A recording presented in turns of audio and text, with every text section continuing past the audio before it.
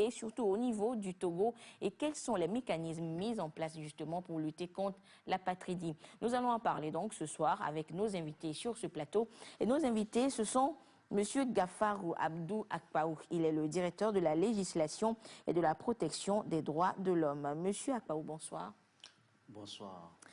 Nous avons également l'administrateur principal chargé de l'apatridie au bureau régional du HCR pour l'Afrique de l'Ouest et du Centre. Il s'agit de Monsieur Hervé Kouaté. Monsieur Kouaté, bonsoir. Bonsoir, merci de nous recevoir sur votre plateau. Merci à vous d'avoir répondu à notre invitation également.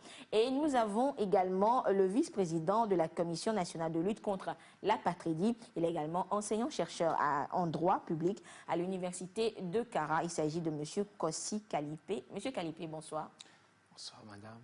Et merci d'être sur ce plateau pour nous parler donc justement de l'apatridie. Alors, l'apatridie, qu'est-ce que c'est concrètement? Nous voulons savoir. Monsieur Kouaté, je commence avec vous. Dites-nous, qu'est-ce que c'est concrètement l'apatridie?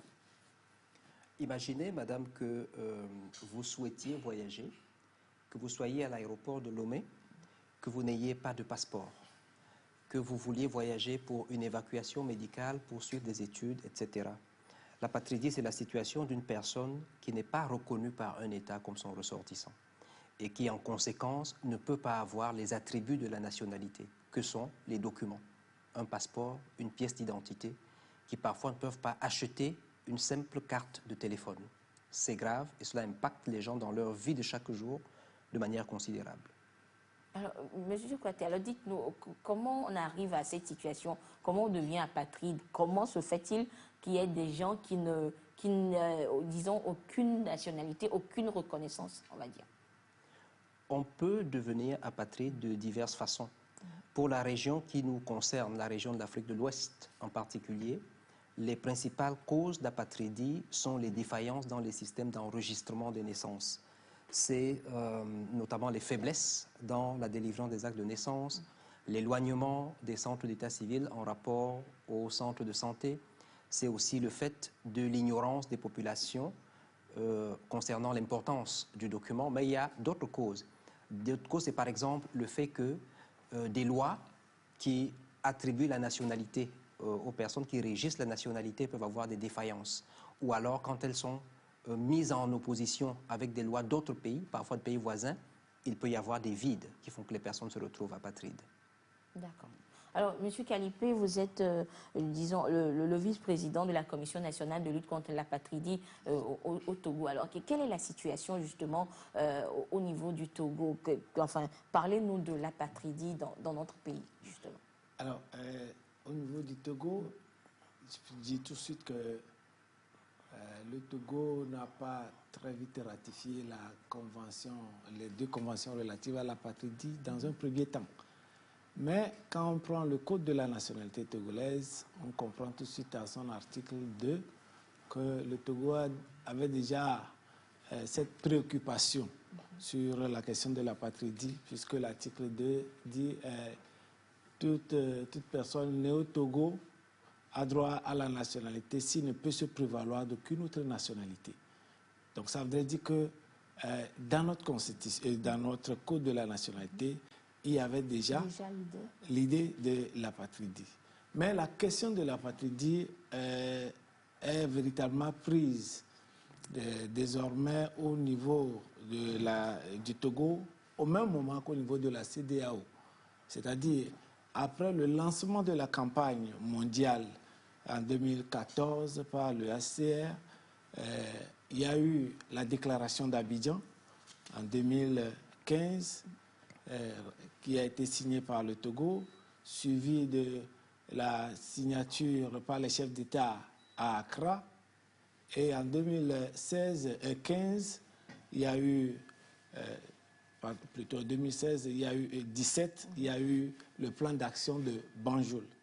Et donc ce plan d'action, coordonné par la CEDEAO, qui a déterminé un certain nombre d'actions que les États doivent faire. C'est à partir de ce moment que le Togo s'est lancé véritablement, a pris à bras le corps cette situation d'apatridie pour, ensemble avec les autres États de la CEDEAO, qui reconnaissent effectivement qu'il y a des problèmes, des causes qui peuvent déboucher sur l'apatridie.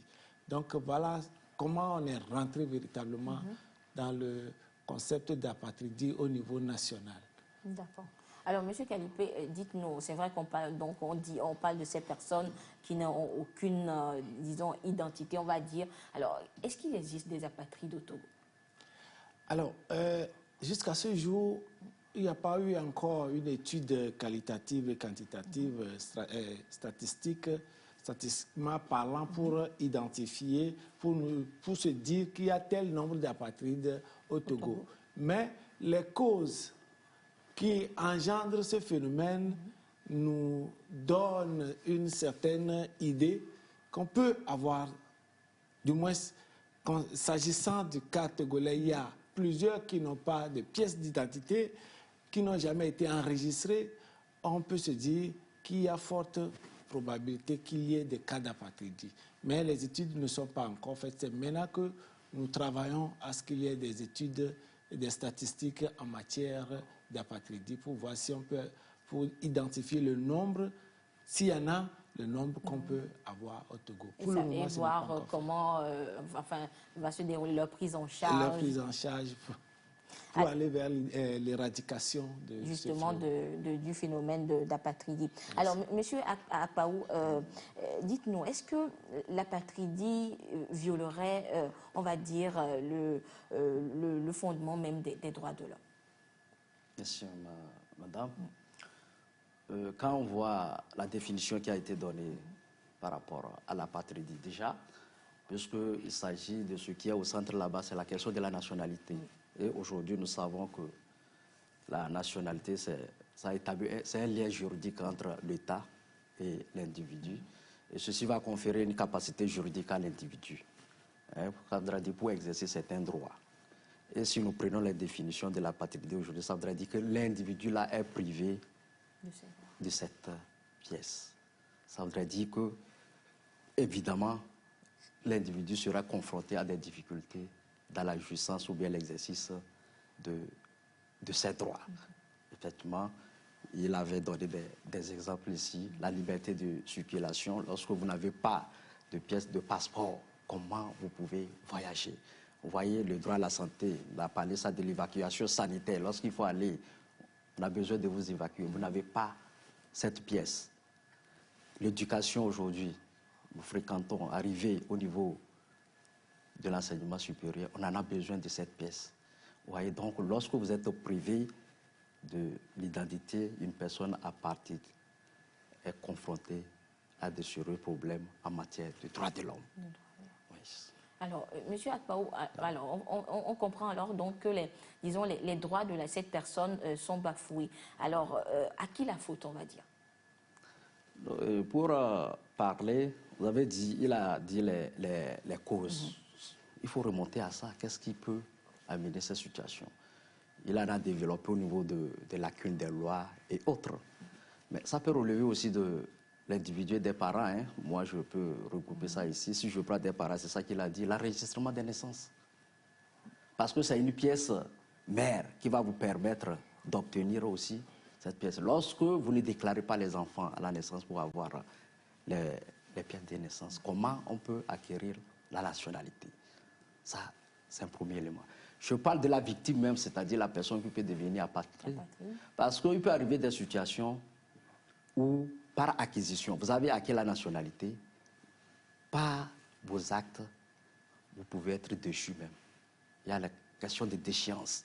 Lorsque vous exercez une activité préjudiciable à l'intérêt d'un État, vous pouvez être déchu de ce droit. Ça voudrait dire que c'est de votre propre comportement également. Et il peut arriver dans certaines législations que lorsque vous êtes condamné même pour certains crimes à un certain nombre d'années, ça peut entraîner aussi la déchéance. Alors que, au départ, la nationalité, là, vous l'avez eue par acquisition.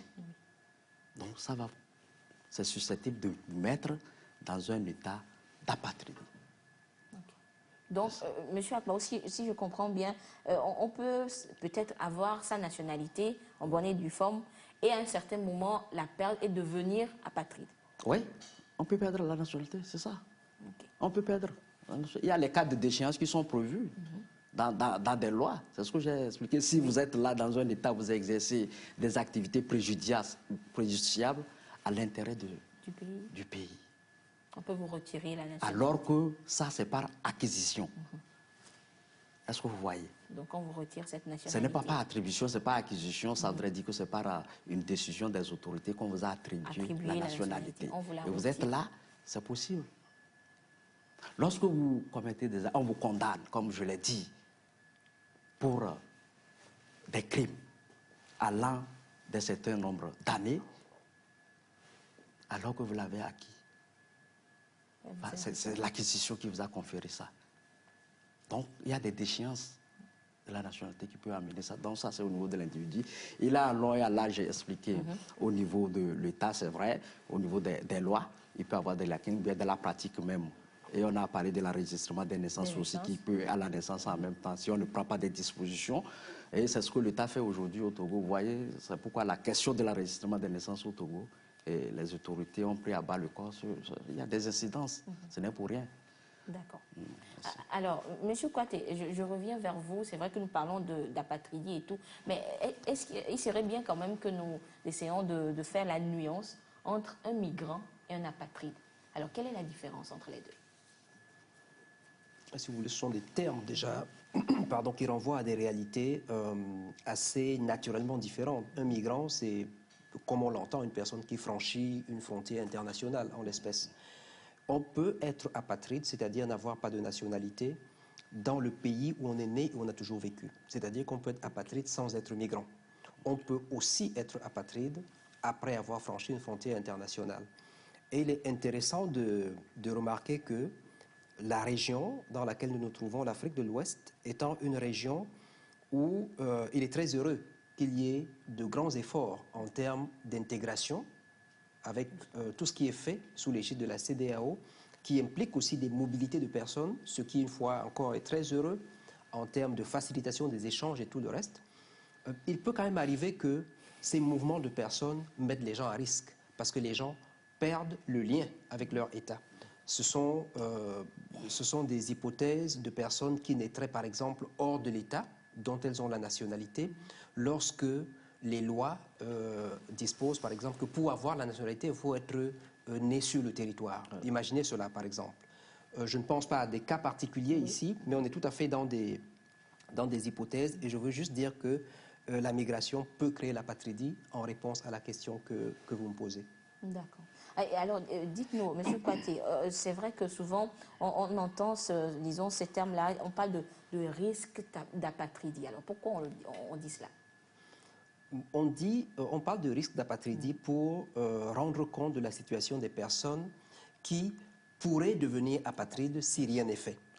Et il y a beaucoup de gens qui sont à risque d'apatridie, et il y en a beaucoup plus que de personnes qui sont effectivement apatrides. Si vous voulez, théoriquement, vous et moi sommes à risque d'apatridie. Ah bon? Théoriquement, on est à risque d'apatridie à divers niveaux de risque. Maintenant, pour réduire le risque d'apatridie, il faut justement mettre en place des lois, des systèmes administratifs qui permettent que les gens puissent avoir accès à leurs documents, etc., qui permettent qu'un enfant, par exemple, qu'on retrouve sur le territoire d'un État comme le Togo, dont les parents ne sont pas connus, puissent de manière automatique avoir la nationalité togolaise. Et c'est pour ça qu'il faut saluer la ratification par le Togo de la Convention 61 au mois de septembre dernier, parce que ce sont des conventions, ce sont des textes internationaux qui édictent les mesures que les États doivent prendre pour éviter que les gens soient apatrides, pour réduire les risques d'apatridie et pour adresser les risques d'apatridie finalement. D'accord. Alors, M. Kalipé, vous êtes vice-président de la Commission nationale de lutte contre l'apatridie. Alors, dites-nous, qu'est-ce qui sous-tend justement la mise en place de cette commission au Togo, quand on sait que, bon, une étude concrète n'a pas encore été réalisée pour savoir si on a des apatrides au Togo. Alors, qu'est-ce qui sous-tend la mise en place d'une telle commission au Togo? Oui, la mise en place de cette commission est liée au fait que le Togo a pris des engagements au sein de la communauté. Et donc, l'un de ces engagements, c'est la création d'une commission. C'est d'abord la nomination d'un point focal qui est Madame la directrice de la nationalité, qui devait être là, mais est en mission actuellement. Et puis, en dehors de du point focal une commission nationale de lutte contre l'apatridie qui doit être mise en place dans tous les États de la CEDEAO. Et donc cette commission qui est en quelque sorte interministérielle, une commission de 7 personnes, devait accompagner le gouvernement dans la mise en œuvre de ces engagements au niveau de la CEDEAO. Voilà un peu ce qui sous-tend les activités, la mise en place de cette commission nationale de lutte contre l'apatridie. D'accord. Alors, Monsieur Coate, je reviens vers vous. C'est vrai qu'on a pris l'exemple du Togo, on a vu un peu la situation. Alors, dites-nous, quelle est la situation au niveau du monde? Quand on parle d'apatridie, combien d'apatrides avons-nous dans le monde, par exemple? La question du chiffre est une question difficile en matière d'apatridie. Nous avons des chiffres, on a les chiffres, on connaît les chiffres pour les États qui ont rapporté de tels chiffres. La réalité est que peu d'États rapportent des chiffres. Et pour ceux qui ont rapporté, on sait qu'on a aujourd'hui dans le monde environ 4,2 millions de personnes effectivement apatrides. Mais on sait que ça ne représente pas, c'est loin de représenter la totalité des personnes apatrides. De ce chiffre-là, il faut compter également à peu près 1,5 million de personnes apatrides dans notre région. Et encore une fois, très peu d'États, y compris dans notre région, ont rapporté des chiffres d'apatridie. Tout à l'heure, M. Kalipé a mentionné l'étude qui est envisagée au Togo. La plupart des États sont dans cette démarche. Et donc la question du chiffre est une question qui reste délicate et les chiffres connus aujourd'hui ne rendent pas suffisamment compte du phénomène. D'accord. Alors, c'est vrai que nous avons parlé des causes, nous avons, disons, découvert quelque peu les conséquences. Mais, Monsieur Kouyaté, si vous devez peut-être nous parler encore un peu plus des conséquences justement de ce phénomène. Une personne qui devient apatride, à quoi est-elle exposée? On a coutume de dire que l'apatridie, après qu'on ait donné la définition juridique, qui est une définition d'expert, c'est la situation d'une personne qui existe physiquement, comme vous et moi, mais qui, aux yeux de la loi, n'existe pas. C'est-à-dire qu'à son existence physique ne correspond pas à une existence aux yeux de la loi. On ne peut pas poser un acte juridique. En fait, c'est une personne qui est une ombre. Tout à l'heure, j'ai parlé de quelques conséquences de l'apatridie. C'est quelqu'un qui ne peut pas, aujourd'hui, pour acheter la simple carte SIM qui vous permet de pouvoir être joignable par téléphone, il faut vous faire identifier. Donc, une personne qui ne peut pas se faire identifier ne peut pas acheter une carte SIM. Que vos spectateurs pensent juste à tous les services pour lesquels on a besoin d'être identifié de manière préalable. Un apatride, dans la plupart des cas, ne pourra pas accéder à de tels services. Ça peut parfois signifier qu'on n'a pas accès à des soins médicaux. Un collègue, lors des 3 jours d'atelier que nous avons eus à Lomé récemment, prenait l'exemple de l'enregistrement qu'il faut faire aujourd'hui pour recevoir le test Covid à l'arrivée et au départ du Togo. Ce qui est très heureux, évidemment, comme mesure de lutte contre la pandémie qui mine le monde. Mais donc, il faut préciser dans ce formulaire quelle est sa nationalité. Ça signifie qu'un apatride ne peut pas remplir ce formulaire. Ça signifie qu'il ne peut pas se faire tester. Ça signifie qu'il ne peut pas voyager. Donc, c'est vraiment des choses, encore une fois, très concrètes dans la vie de chaque jour. Un apatride ne peut pas se marier. Parce que pour aller se marier, il faut présenter des documents qui vous identifient. Et c'est quelque chose de dramatique, véritablement. Oui. Voilà. Alors, M. Akpaou, quand on écoute M. Kouyaté, justement, limite, un apatride, on a tendance à croire que c'est un extraterrestre parce qu'on se dit comment une personne peut naître, grandir, n'avoir aucune identité, limite ne pas peut-être avoir accès à tous ces services-là et vivre. Mais il existe quand même des personnes comme ça. C'est ça même l'intérêt même du thème. Vous savez, dans cette situation, la personne devient une personne vulnérable, pour le dire, et avec des frustrations.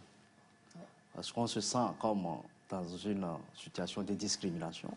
Parce que ce que les autres arrivent à bénéficier, vous autres, vous ne pouvez pas bénéficier de ça, de ces droits, comme je l'avais expliqué ici. Et ces frustrations même, vous n'avez même plus confiance en vous-même. Est-ce que vous voyez? Vous n'avez même plus confiance en vous-même. Parce que vous êtes en tant que personne humaine qui devrait jouir véritablement de ses droits. Et ça va agir même sur votre comportement tous les jours. Parce que tout ce qui pèse sur vous et c'est comme vous n'appartenez même plus à cette société. Véritablement, comme il a dit, c'est ça. Alors, Monsieur Kouyaté, voilà la situation qui se présente. L'apatride se retrouve au milieu de, on va dire, de nulle part. Alors, il faut forcément penser à peut-être un revirement de situation, à lui améliorer ses conditions de vie. Alors, quel est le mandat du HCR justement en matière de lutte contre l'apatridie? Le mandat du HCR en matière de lutte contre l'apatridie porte sur 4 points très précis. Okay. Il s'agit, et sont des points qui sont essentiellement déployés en soutien aux États. Ce sont des points en soutien aux États. Donc, premièrement, il s'agit d'aider à prévenir l'apatridie, c'est-à-dire à faire que l'apatridie ne survienne pas. Et pour faire que l'apatridie ne survienne pas, le plus simple est de changer les lois. C'est de faire que les lois et les pratiques administratives ne créent pas l'apatridie. Le deuxième point, c'est d'aider à identifier les personnes apatrides, à les faire connaître, que individuellement ou collectivement, une réponse soit apportée à leur situation. Et la réponse idéale pour une personne apatride, c'est d'obtenir la nationalité. Le troisième point, c'est... bon, j'aurais en fait parlé du troisième point, qui est aussi la réduction de l'apatridie, c'est-à-dire de donner la nationalité à une personne qui est identifiée comme apatride. L'autre point, et le dernier, qui est aussi important, c'est la protection des personnes apatrides. Lorsqu'on n'a pas pu éviter que l'apatridie arrive, lorsqu'une personne est apatride et en attendant qu'elle ait une nationalité, il est important qu'elle puisse avoir accès à un minimum de droits. On a parlé de l'apatridie comme étant essentiellement une situation de manque de documents d'identification, de voyage, etc. Donc, il existe un régime juridique de protection des personnes apatrides. Même si on ne souhaite pas que les gens soient apatrides, lorsqu'elles le sont, il existe un régime de protection qui permet de leur donner des documents qui les identifient comme apatrides, qui pour elles tiennent lieu de documents d'identité.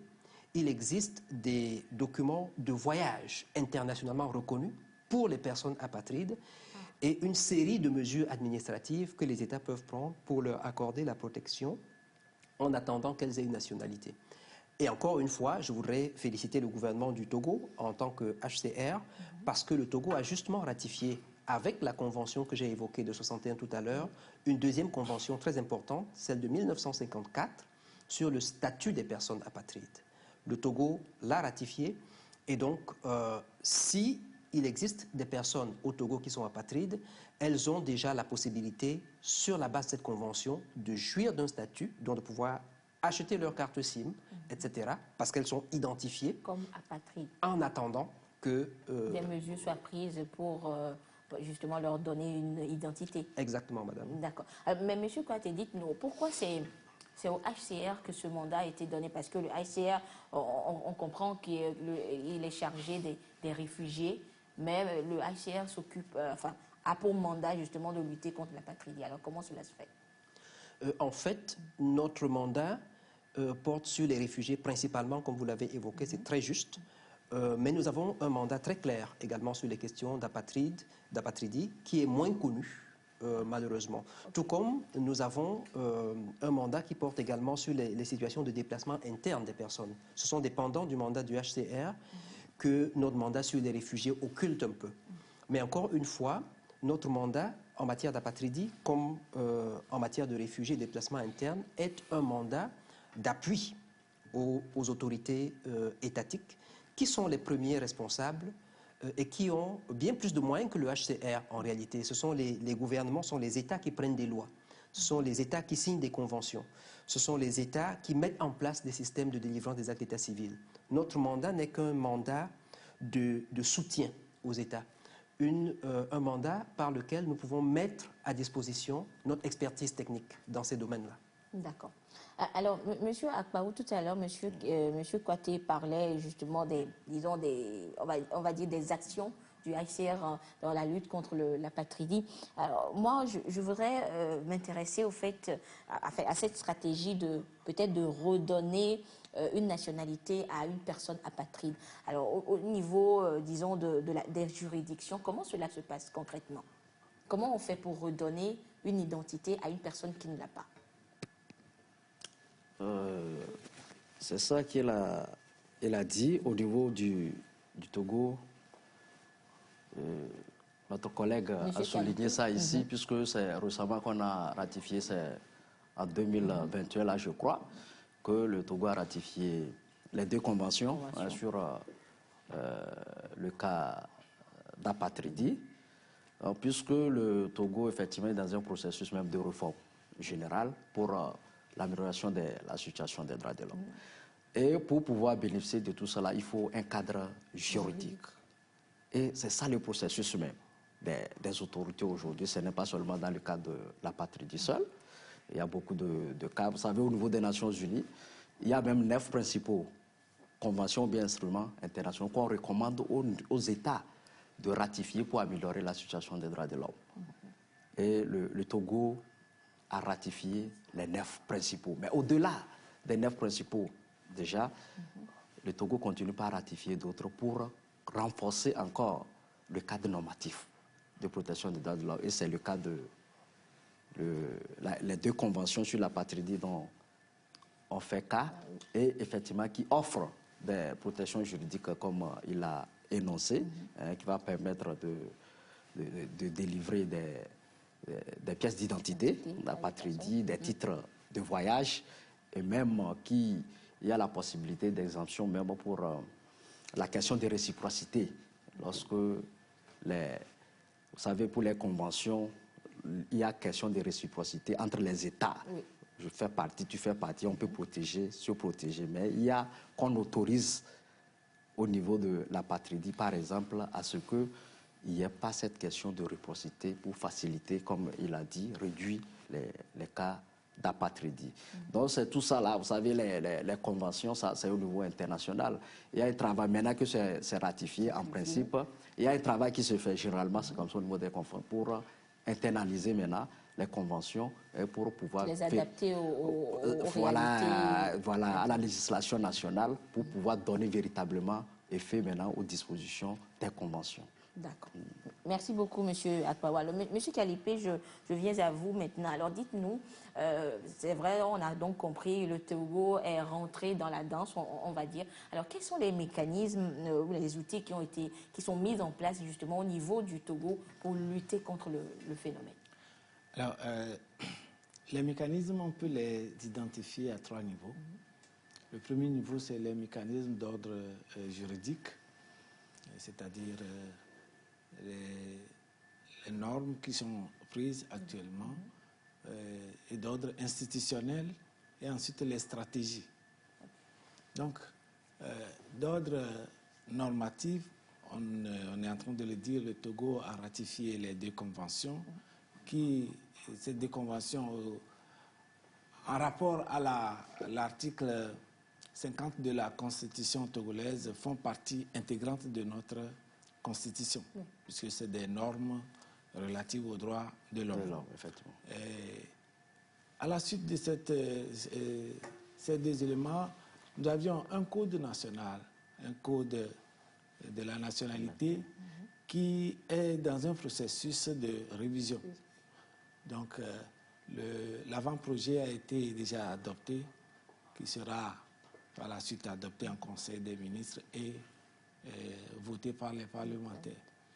En dehors de ça, le garde des Sceaux, ministre de la Justice, a pris un certain nombre d'arrêtés, notamment l'arrêté portant nomination du point focal, création de la commission, nomination des membres de la commission.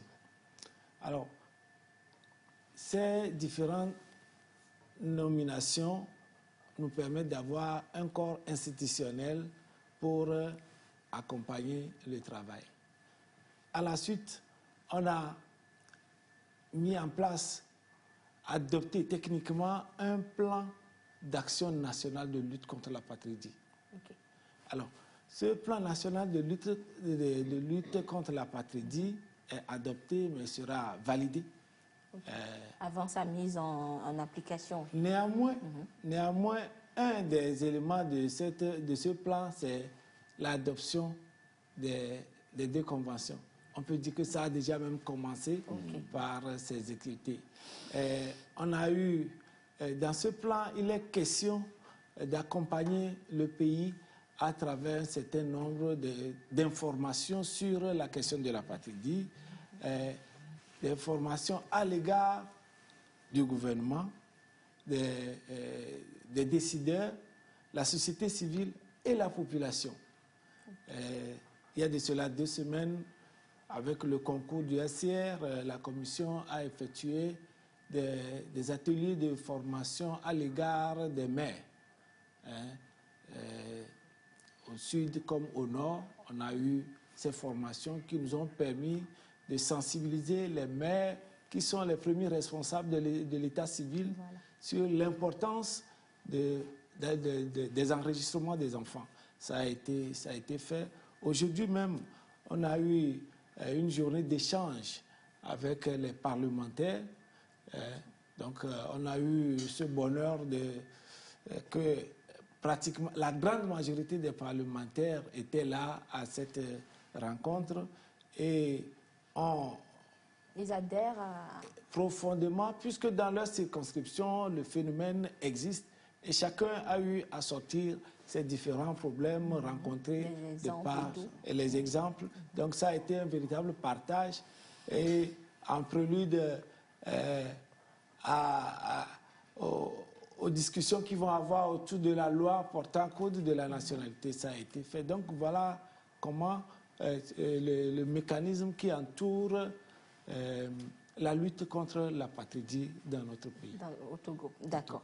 Alors, Monsieur Kouaté, je viens à vous parlant justement de la lutte contre le phénomène. Il y a cette campagne-là qui a été mise en place. Cette campagne est dénommée « J'existe ». Alors, parlez-nous-en un peu plus. Qu'est-ce que c'est concrètement? Quelles sont les activités qui ont marqué justement, qui marquent encore toujours la campagne? Mais votre question me permet déjà de redire que nous avons célébré hier le 7e anniversaire de la campagne mondiale de lutte contre l'apatridie. Et c'est une campagne lancée par le HCR en 2014 qui a le projet très ambitieux d'éradiquer l'apatridie à l'horizon 2024, donc en 10 ans. Et dans le cadre de cette campagne, il existe ce qu'on appelle un plan d'action mondial en 10 points précis, 10 points qui, nous pensons, s'ils sont mis en œuvre, permettront qu'on ne parle plus de l'apatridie dans le monde. Mais c'est un peu un idéal. Nous savons qu'on continuera de parler d'apatridie après 2024, même si l'intitulé de la campagne orientée vers l'éradication a pu susciter un très grand engouement depuis 7 ans. Au point que, comme je pense M. Kalipé l'a dit au début, pour la région, on a eu des engagements très forts de chefs d'État. On a la déclaration d'Abidjan de 2015, le plan d'action de Banjul que le professeur a rappelé tout à l'heure. On a, tout à l'heure, on parlait du plan d'action national au Togo. En fait, dans la région, c'est la démarche qui est adoptée. Il existe ce plan d'action mondial, un plan d'action régional, et les États adoptent des plans d'action nationaux. Et il y en a pas mal qui en ont déjà adopté. Il y a beaucoup d'actions de ces plans d'action qui sont en œuvre, et le HCR soutient cette démarche. D'accord. Voilà, nous étions justement, cette semaine, si je peux me permettre, nous avions justement, cette semaine, un atelier de 3 jours qui s'est achevé hier, au cours duquel les États de la CEDEAO, mais aussi les États membres de la CEMAC, étaient réunis à Lomé pour faire le point sur les avancées des engagements qu'ils ont pris dans le cadre de cette campagne mondiale. Donc c'était une réunion très fructueuse et très riche. Alors, avant de peut-être revenir encore un peu plus en détail sur cette réunion, la réunion de cette semaine, en 7 ans de campagne, M. Kouaté, s'il faut peut-être enregistrer des résultats, est-ce qu'il y a eu des personnes apatrides qui ont recouvré une nationalité durant les 7 ans de la campagne qui existe? Oui, madame, mais malheureusement, essayer de mesurer le succès de la campagne dans cette région en regardant au nombre de personnes apatrides qui ont recouvré une nationalité ne serait peut-être pas le meilleur baromètre. En réalité, la situation est telle que le seul fait qu'on ait aujourd'hui des chiffres sur l'apatridie est déjà une grande avancée parce que ce sont des personnes qui, sans la campagne, seraient restées inconnues. La vérité est que pour une personne apatride, la plupart du temps, elle même passe toute sa vie sans savoir même qu'elle est apatride. Et donc aujourd'hui, on a des chiffres. Il y a des actions encore timides de résolution, mais on est surtout assez satisfait de voir que le phénomène est de plus en plus connu. Au niveau des gouvernements, le professeur a parlé de point focal pour le Togo, donc quelqu'un qui est vraiment focalisé sur la question et qui permet de révéler le problème. C'est un premier pas important dans la solution. D'accord. Alors, Monsieur Kalipé, en parlant de la campagne J'existe, justement, est-ce que des réalisations, des actions ont été menées dans ce cadre-là au niveau du Togo? Oui, on a accompagné le HCR, ou du moins le HCR nous a accompagnés dans la réalisation de beaucoup de choses. Par exemple, on a doté certaines mairies d'outils informatiques pour faciliter les enregistrements. On a fait des campagnes avec la directive de la nationalité. On a organisé des forats pour faciliter la délivrance de la nationalité, la délivrance des certificats pas de certificats, mais des actes de naissance qui ont été suffisamment organisés pour le compte, surtout des enfants. Ces sensibilisations se sont étendues sur l'ensemble du territoire au point que aujourd'hui, il y avait un des députés qui nous disait que dans sa préfecture, il y a eu plus de 10 000 documents qui ont été délivrés. Donc, c'est vous dire que c'est une campagne qui est prise au sérieux au niveau du Togo. En tout cas, au niveau du Togo, nous prenons ça au sérieux. Et c'est même la raison pour laquelle même nous avions souhaité, pour la rencontre des points focaux, que ça s'organise au Togo. Ah. Et heureusement, ça s'est déroulé. Surtout que c'était une rencontre des deux régions, Afrique de l'Ouest et du Centre, pour nous permettre de voir à quel niveau chaque État est arrivé. Ce bilan-là a été vraiment un succès. Ça a permis de rehausser le niveau du travail fait et puis des perspectives qui sont lancées par tout le monde. Et donc, avec tout ce que le Togo a réalisé jusqu'ici, nous pensons que nous avions suffisamment travaillé sans toutefois dire qu'on a fini. Il y a encore du chemin à parcourir. Et donc, d'ici peu, nous allons quand même faire de grandes choses pour nos concitoyens. D'accord. Et justement, parlant de cette réunion sous-régionale entre les deux régions, justement Afrique de l'Ouest, Afrique du Centre. Alors, Monsieur Kalipé, lorsque vous avez participé à la réunion, disons, vous avez peut-être appris de l'expérience des autres, justement. Bien sûr. Alors, dites-nous, où se situe le Togo? Le Togo, il est bon élève, peut mieux faire. Bon, c'est vrai que M. Kouaté va nous donner... Exactement, je pense que c'est... Il va nous donner les mentions. C'est vrai que dans ce qui a été dit de part et d'autre, nous aussi, on a surtout que nous, on n'a pas encore réalisé ce que la Côte d'Ivoire a réalisé en termes d'identification du nombre d'apatrides. Nous, on ne l'a pas encore fait. Donc, c'est quelques rares pays qui nous ont dévancés. Le Bénin qui a une loi relative à l'apatridie spécifiquement que nous n'avions pas fait. Mais d'une manière générale, les avancées du Togo ont été appréciées. Et donc je crois que nous ne sommes pas derrière. Nous sommes peut-être dans le peloton de tête. Ou à la rigueur, un peu... Mais nous sommes de bons élèves quand même. De bons élèves, ça c'est certain. Alors, nous allons revenir à M. Kouaté tout à l'heure pour avoir les mentions, parce que M. Kalipé, c'est vrai, vous êtes le vice-président de la commission. Logiquement, vous allez nous dire que vous êtes dans le peloton de tête. Mais quand même, M.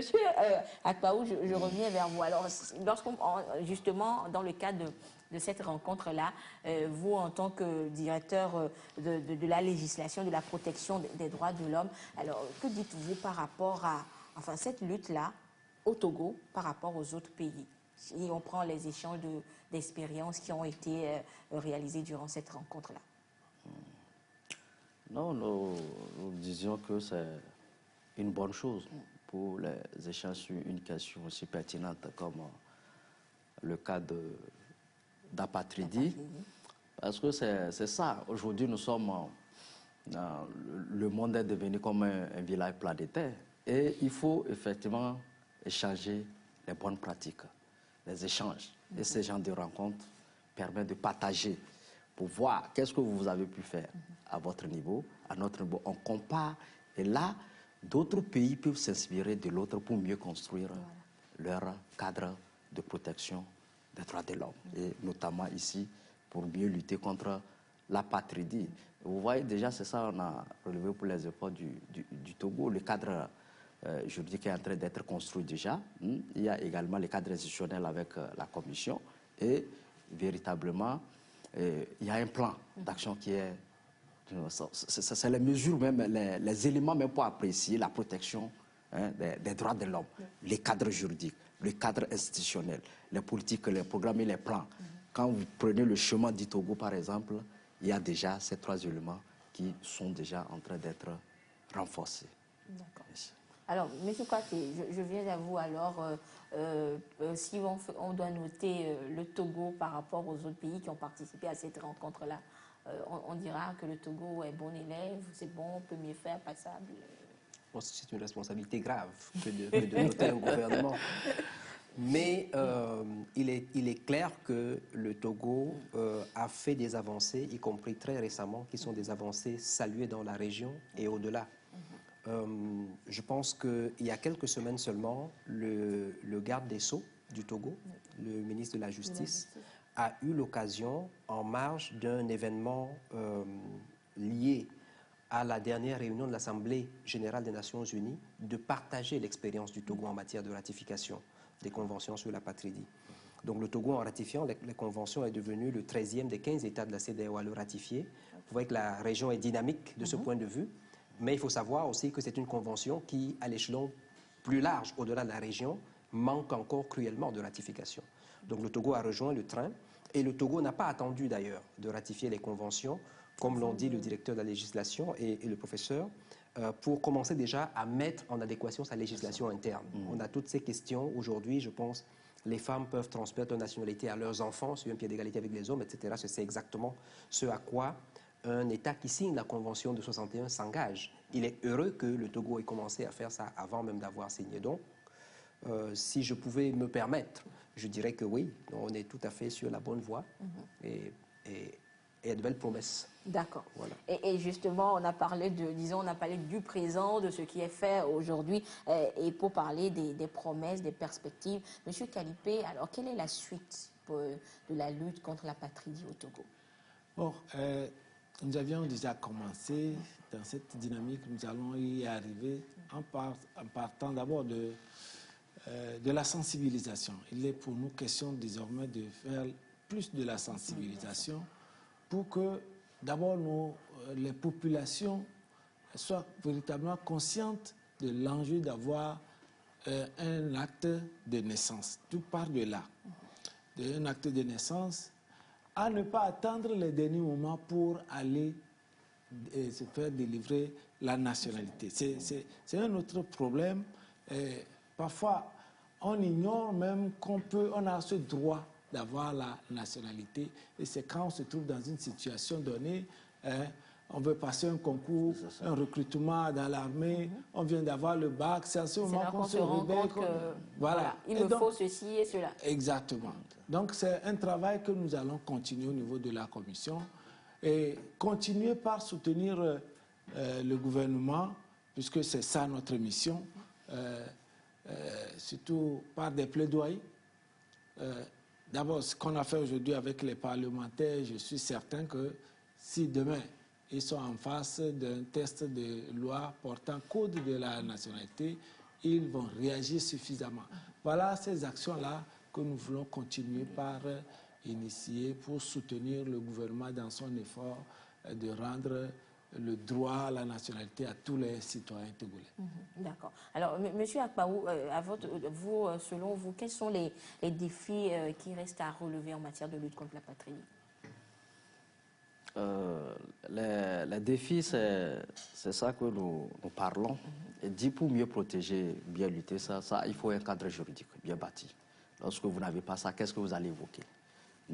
Donc, c'est dans ce processus que le Togo est aujourd'hui, quand je l'ai dit, en ratifiant déjà les 2 conventions, 54 et 61 déjà, Et comme il avait soulevé déjà, nous, notre constitution, en ratifiant déjà, ça voudrait dire que ça fait partie intégrante en même temps de notre constitution, article 50 et 140, qui intègre ces dispositions. Ce qui reste maintenant, c'est d'harmoniser maintenant notre législation aussi à l'interne, puisque dès lors que nous avons ratifié la Convention, il faut revoir la loi à l'interne maintenant pour harmoniser ça aussi avec la Convention.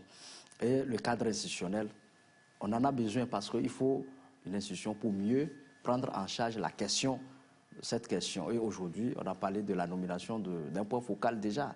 Et il y a la commission qui existe et cette commission a commencé son travail déjà en adoptant un plan d'action. Je crois maintenant qu'il faut poursuivre, accélérer dans ce sens pour disposer d'un code de nationalité qui va permettre de régler tous ces genres de questions comme les autorités l'ont déjà commencé. Alors, Monsieur Kouyaté, nous sommes, disons, à la 7e année de mise en place, de mise en exécution de la campagne J'existe. Alors, quelle est la suite? Il reste donc 3 ans pour l'échéance. Alors, dites-nous quelles sont les actions à mener, les actions en perspective justement pour atteindre l'objectif que le HCR s'est assigné en lançant cette campagne. Votre question permet peut-être de revenir un peu sur une partie des discussions qui ont eu lieu au cours de l'atelier de Lomé les 3 derniers jours. Les États de la région se sont engagés à adopter ce que les techniciens appellent une loi modèle régionale pour la protection des personnes apatrides. Les États ont discuté les points focaux des gouvernements et la CEDEAO et la CEMAC réunis ont discuté les premiers jalons de cette loi modèle régionale. Nous espérons qu'elle soit bientôt adoptée et qu'elle puisse aider à l'internalisation, comme a dit le directeur de la Convention de 54, notamment sur la protection. C'est un chantier immédiat, à côté de tous ceux qui ont été évoqués, tous les autres qui ont été évoqués sur le panel ici. Au-delà de la région, en tant qu'HCR, nous continuons évidemment à courir, si je peux dire comme ça, avec le plan d'action mondial, avec chacune des 10 actions du plan d'action mondial. Et tant que 2024 n'est pas arrivé, nous considérons que notre travail n'est pas achevé. Et comme je l'ai dit, après 2024, il faudra aussi être prêt à rester engagé sur la question de l'apatridie. Mais on est tout à fait en chemin et je pense que ce qui se fait consacre des avancées plutôt très positives. Et tant que 2024 n'est pas arrivé, le HCR continue par courir pour atteindre l'objectif. En étant prêt à courir au-delà aussi. Au-delà aussi. Voilà. Merci beaucoup, chers invités, d'être passés sur ce plateau, nous faire découvrir justement le phénomène de l'apatridie, la situation dans le monde et au Togo. Mais avant de vous laisser repartir, nous allons respecter la tradition de l'émission, vous donner la parole pour votre mot de fin. Alors, Monsieur Akpaou, nous allons commencer avec vous. Alors, si vous avez peut-être un appel à lancer aux populations, parce qu'on a pris conscience que presque tout le monde est à risque d'apatridie. Alors, si vous avez peut-être un conseil à donner, un appel à lancer à l'endroit des téléspectateurs ce soir. Merci, madame. La question d'apatridie, comme on vient de relever, est une question à prendre au sérieux, très important pour mieux jouir de ses droits. Parce que quand on n'a pas la pièce d'identité qui est la nationalité, ça nous prive de beaucoup de droits. Et les autorités aujourd'hui, quand on a fait un peu parcourir les choses, nous avons vu que les autorités commençaient déjà par prendre des mesures, ils font des efforts. Nous n'avons qu'à les encourager à poursuivre dans ce sens. Mais il faut véritablement aussi sensibiliser la population. Et c'est ce que nous avons donné un élément de la cause même, l'absence d'enregistrement des naissances.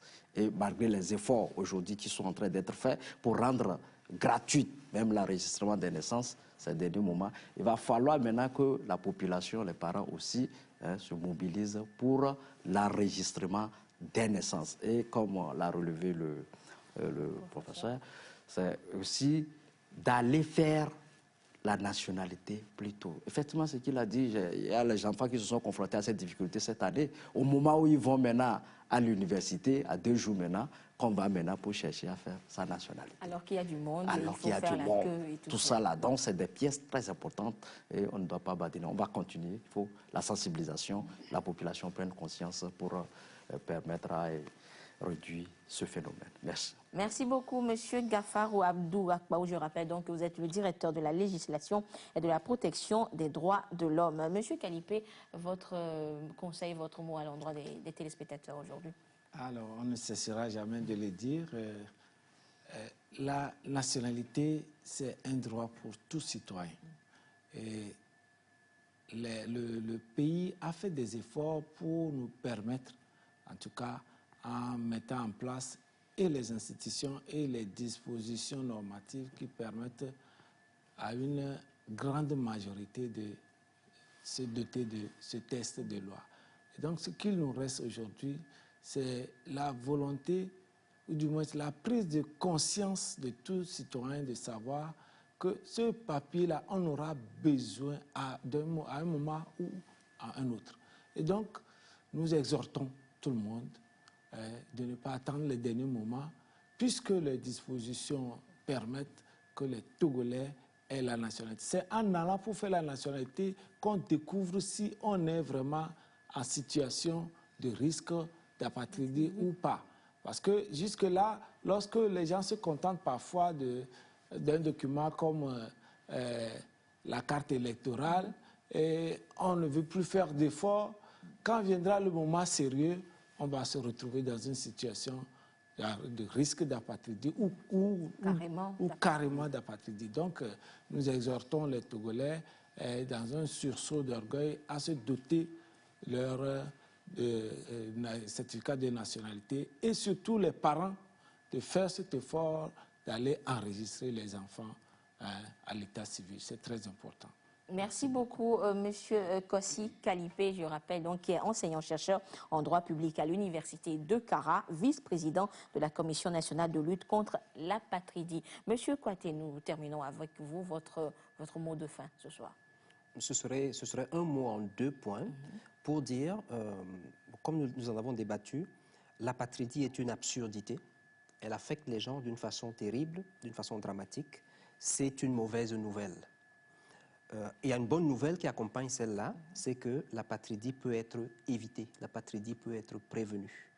Et tout ce qu'on dit, mes copanélistes, en termes de renforcement des systèmes d'état civil, de documentation des naissances, en termes de travail sur les lois pour s'assurer qu'elles ne créent pas l'apatridie. Et en cela, le Togo a engagé la réforme de son code de la famille et des personnes, le code de la nationalité, y compris sur ces aspects. Donc c'est une bonne nouvelle qui permet de dire que l'apatridie peut être prévenue et qu'il y a des leviers pour éviter que cela arrive. Merci beaucoup, Monsieur Hervé Kouaté. Je rappelle donc que vous êtes administrateur principal chargé de l'apatridie au bureau régional du HCR pour l'Afrique de l'Ouest et du Centre. Merci à vous, chers invités, d'être passés sur ce plateau, nous faire comprendre, nous faire prendre conscience justement des risques d'apatridie, nous faire découvrir ce que c'est que l'apatridie justement. Chers téléspectateurs, vous l'avez donc compris. Vous savez donc ce qu'il vous reste à faire pour ne pas donc tomber dans cette absurdité qu'est l'apatridie. Merci de votre fidélité à la télévision togolaise. L'autre rendez-vous, c'est vendredi prochain à la même heure. Bonsoir.